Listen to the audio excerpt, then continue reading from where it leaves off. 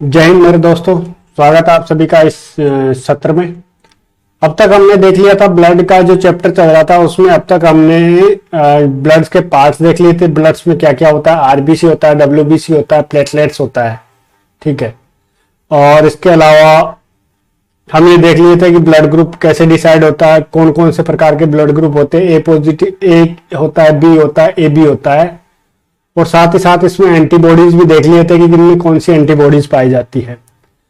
उसके बाद हमने आरएच फैक्टर का भी देख लिया था कि अगर आरएच जो फैक्टर होता है, अगर वो पाया जाता है किसी ब्लड में तो वो पॉजिटिव होता है, अगर नहीं पाया जाता तो वो नेगेटिव होता है।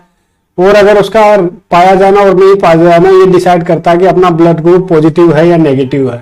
तो अब तक हमने ये देख लिया था। अब बात करते हैं कि कौन सा ब्लड किसको दिया जा सकता है, कौन सा ब्लड किसको नहीं दिया जा सकता, उसके ऊपर हम डिसाइड करते हैं। तो चलिए शुरुआत करते हैं। देखो, जो ब्लड ग्रुप ओ है ना, ओ जो अपना ब्लड ग्रुप ओ है वो एक बार तरीके से यूनिवर्सल डोनर होता है।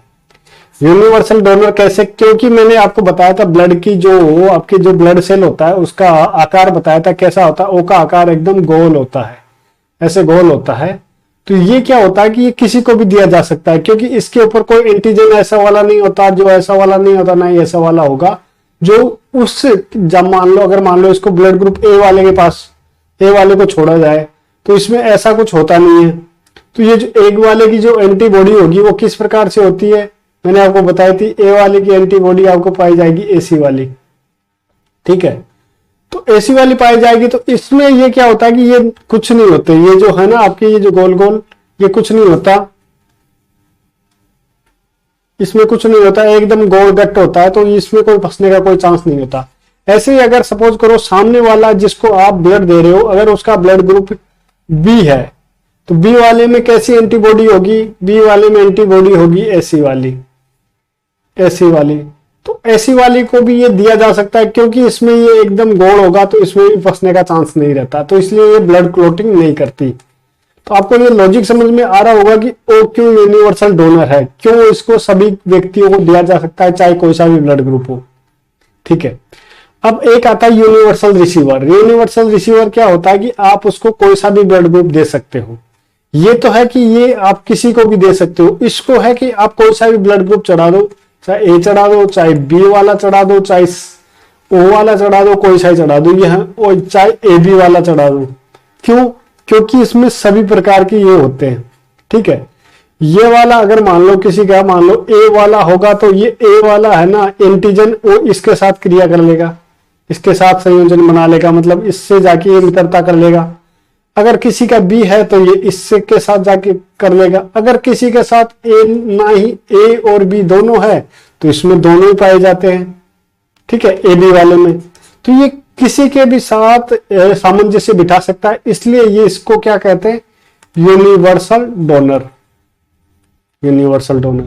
अगर सपोज करो मान लो ए बी में अगर मान लो आप किसी का ए पॉजिटिव वाला ब्लड ग्रुप चढ़ा रहे हो तो उसकी जो एंटीबॉडी होगी वो कैसे होगी? वो एंटीबॉडी होगी उसका बी वाली होगी। तो ये जो बी वाली है तो वो क्या होती है कि ये इसमें नहीं फंसेगा, मतलब ब्लड आराम से संचरण कर सकता है, इसमें फंसने के चांसेस कम हो जाते हैं, क्योंकि ये वाली आकृति के भी तो ब्लड सेल हैं, तो इसलिए वो इनमें से बच के होके निकल जाता है। अगर किसी का बी पॉजिटिव है तो उसकी एंटीबॉडी कैसे होगी? उसकी एंटीबॉडी होगी आपकी इस प्रकार की। तो इस प्रकार की है तो वो इसमें नहीं फंसेगा, वो इसके थ्रू अपना काम चला लेगा। तो इसलिए ये यूनिवर्सल रिसीवर हो जाता है। ए बी वाला जो है ना वो किसी का भी ब्लड ग्रुप आप उसमें डोनेट कर सकते हो। अगर किसी मरीज का ब्लड ग्रुप ए बी है तो उसको आप, ए बी पॉजिटिव है तो उसको आप कोई सा भी ब्लड ग्रुप दे सकते हो। ए बी नेगेटिव को नहीं दे सकते, ए बी पॉजिटिव की बात कर रहा हूं। और यूनिवर्सल जो डोनर होता है वो ए बी नेगेटिव होना चाहिए, ए बी पॉजिटिव हुआ तो उसको नहीं दे सकते आप।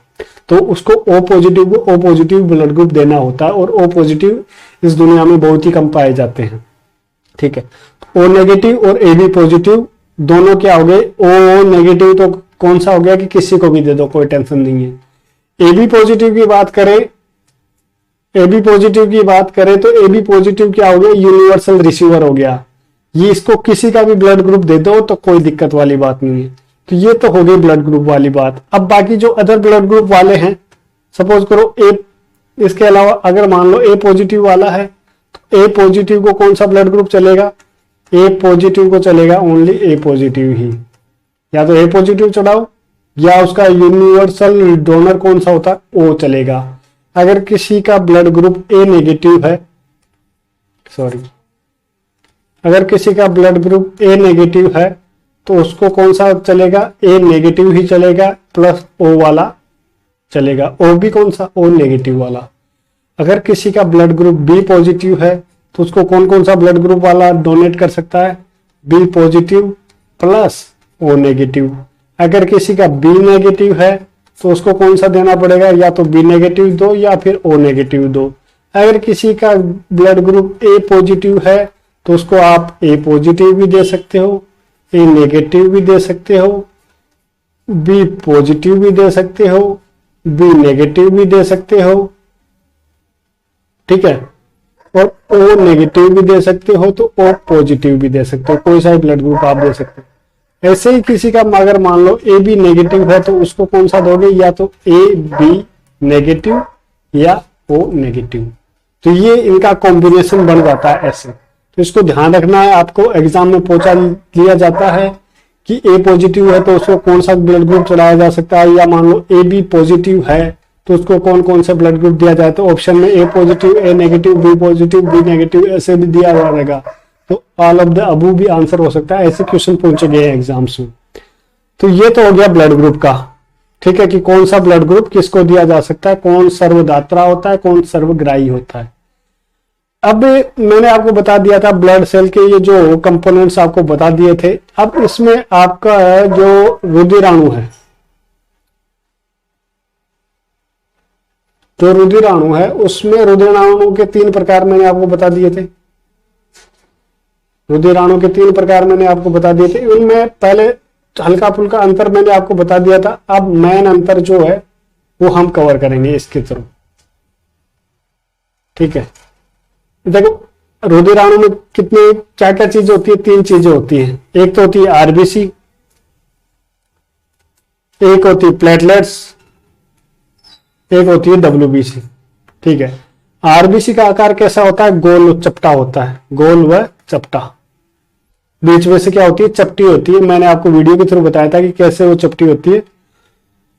आकार इसका चपटा होता है, इसका आकार अनिश्चित होता है। डब्ल्यूबीसी का कोई आकार निश्चित नहीं होता, वो अपने आप में चेंज होती रहती है।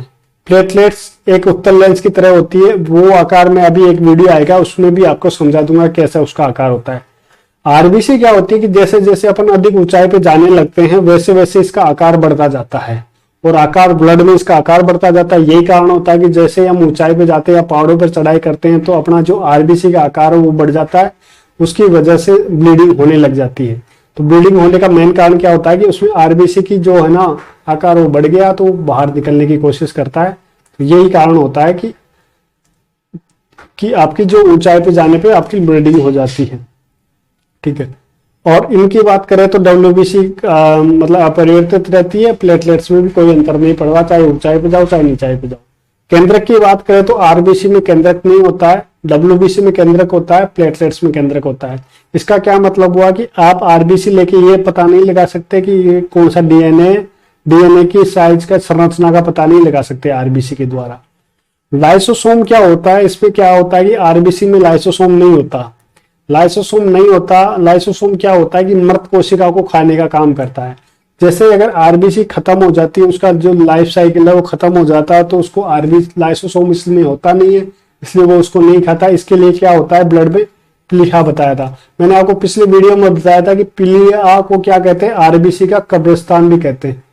कब्रिस्तान ये क्या होता है, आरबीसी का कब्रिस्तान भी कहलाता है। तो आपको ये ध्यान रखने वाली बात है कि इसमें क्या होता है कि लाइसोसोम नहीं होता।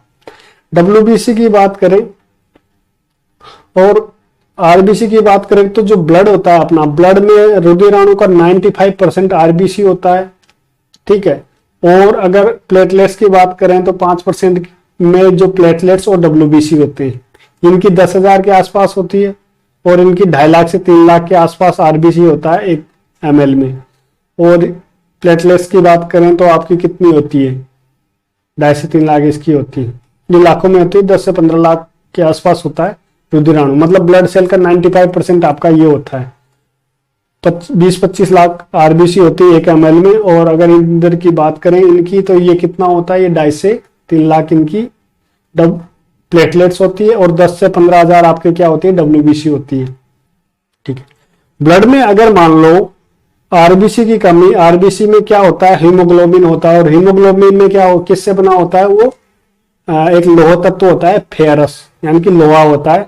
अगर मान लो इनकी कमी, लोहे की कमी आ जाएगी तो क्या होगा, आरबीसी में हीमोग्लोबिन में कमी आ जाएगी, और हीमोग्लोबिन में कमी आ जाएगी तो आरबीसी कम बनेगा। आरबीसी कम बनने का सीधा सा मतलब है कि आपकी खून की कमी हो गई। तो इनकी जो कमी हो जाती है, उसकी कमी से कौन सा रोग होता है, वो होता है एनीमिया रोग।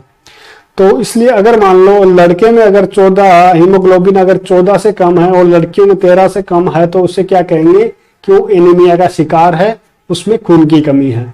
तो एग्जाम में ये भी क्वेश्चन आ जाता है कि एनीमिया रोग किसकी वजह से होता है। अगर उसमें आ जाए ऑप्शन में हीमोग्लोबिन की कमी से, तो भी राइट आंसर है।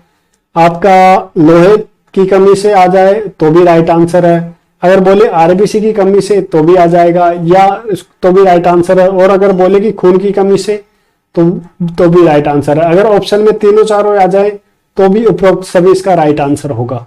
ठीक है। अब डब्ल्यूबीसी की बात करें तो डब्ल्यूबीसी का मेन काम क्या करता है, रहता है अपने ये रोगों से रक्षा करता है।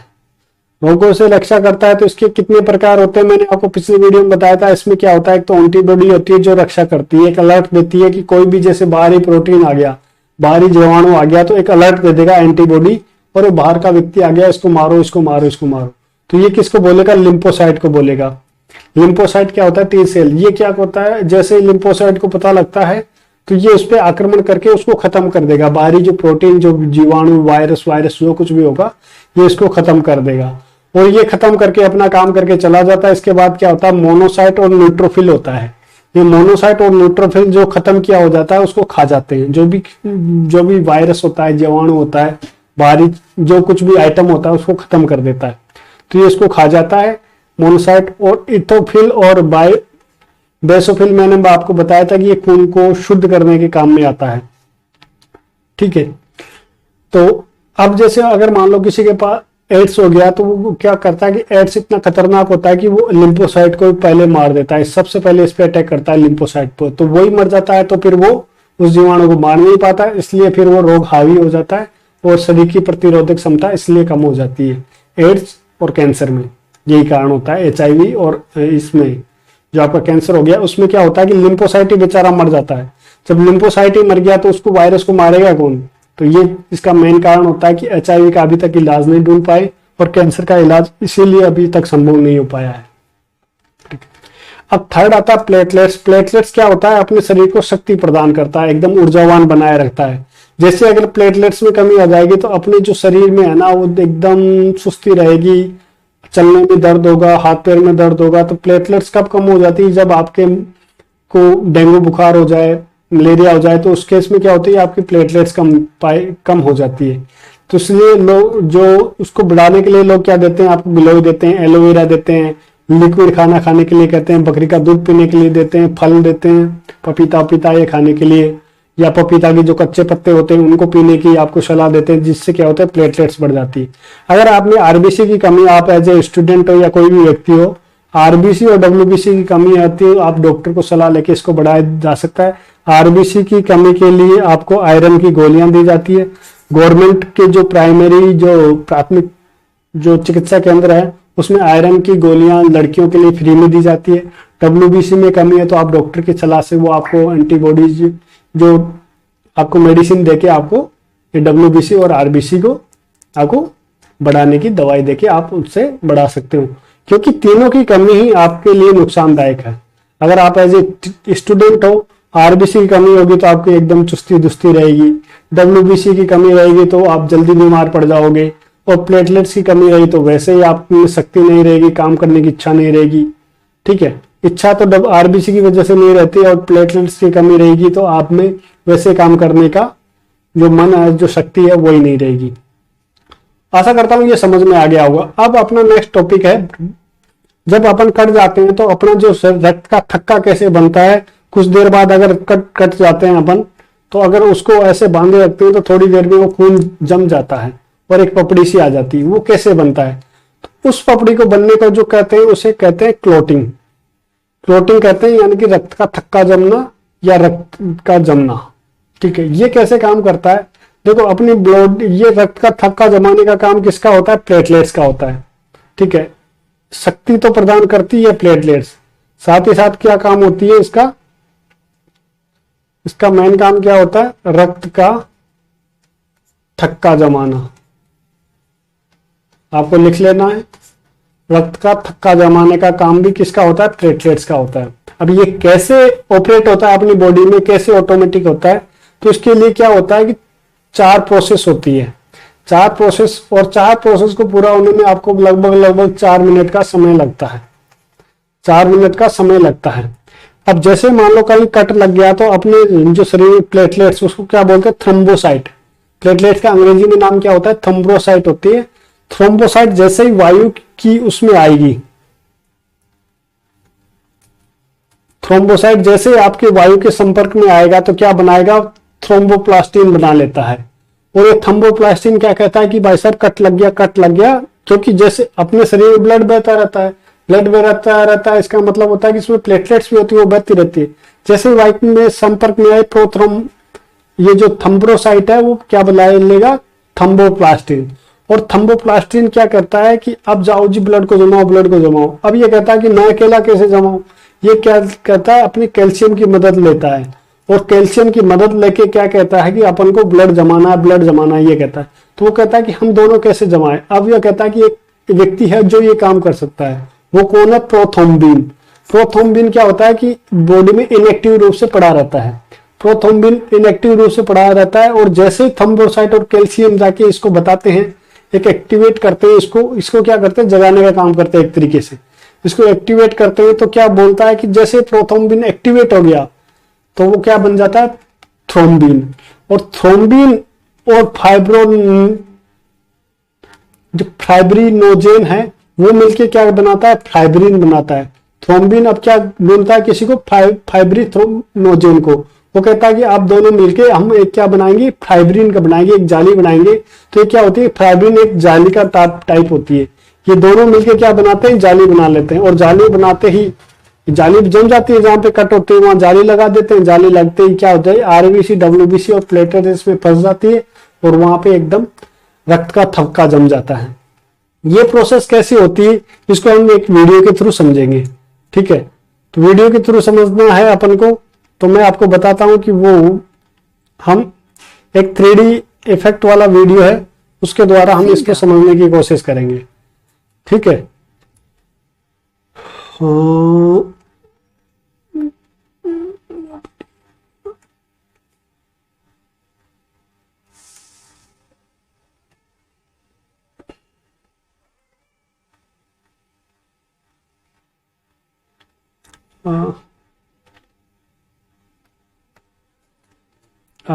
इस वीडियो के थ्रू हम समझने की कोशिश करेंगे। देखो जैसे यहाँ पे कट लगा, ये क्या है? ये औरत है, ये बड़ी लापरवाह है, ऊपर देखती हुई काट रही है। इसको पता नहीं कि ये यहाँ पे ये कट लग गया। अब यहाँ पे कट लगते क्या हो गया? ये अपना जो red blood cell WBC RBC है वो यहाँ से निकलना स्टार्ट हो गई और ब्लीडिंग होना स्टार्ट हो गई। ये हमारी जो नस है उसमें कट लग गया, आर्टरी है इसमें कट लग गया, और जैसे कट लगते ही ये ब्लीडिंग होना स्टार्ट हो गई। ये डैमेज एरिया आ गया।